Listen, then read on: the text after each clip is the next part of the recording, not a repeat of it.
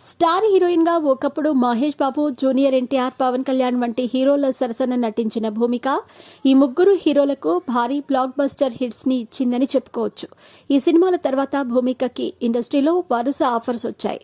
అలా టాలీవుడ్ లో అందమైన నడుము ఉన్న హీరోయిన్ ఎవరు అనగానే అందరికీ టక్కున భూమిక గుర్తుకొస్తుంది. అంతలా ఖుషీ సినిమాలో నడుము సీన్తో ఈ హీరోయిన్ ఫేమస్ అయ్యింది. అయితే అలాంటి ఈ ముద్దుగుమ్మ ప్రస్తుతం పలు సినిమాల్లో కీ రోల్స్ చేస్తోంది. అలా ఎంసీఏ సినిమాలో హీరో నానికి వదిన పాత్రలో, సీతారామం సినిమాలో హీరో సుమంత్ భార్య పాత్రలో నటించింది.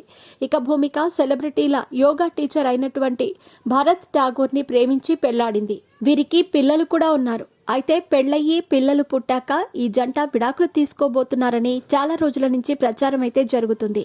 అయితే ఈ ప్రచారం నిజమే అన్నట్టుగా ఓ ఇంటర్వ్యూలో భూమికకి వచ్చిన ఓ సీక్రెట్ లెటర్ విషయం బయటపెట్టింది. భూమిక ఆ ఇంటర్వ్యూలో మాట్లాడుతూ, నా భర్త పక్కన ఉండగానే ఓ వ్యక్తి నాకు లవ్ లెటర్ రాశారు. అది కూడా నా భర్తకు పంపించారు. అంతేకాదు ఆ లెటర్ మీ భార్యకు చదివి వినిపించండి అని చెప్పారు.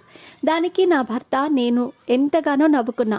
ఎందుకంటే ఆ లెటర్ రాసింది ఎవరో కాదు, నా అభిమాని అంటూ భూమిక చెప్పుకొచ్చింది. అయితే అప్పటి విషయం ఇప్పుడు నెట్టింట వైరల్ అవ్వటంతో ఇలాంటి చిన్న చిన్న ఇష్యూస్ వల్లే భూమిక, భరత్ ఠాగూర్ మధ్య గొడవలు తలెత్తుతున్నాయి కావచ్చు.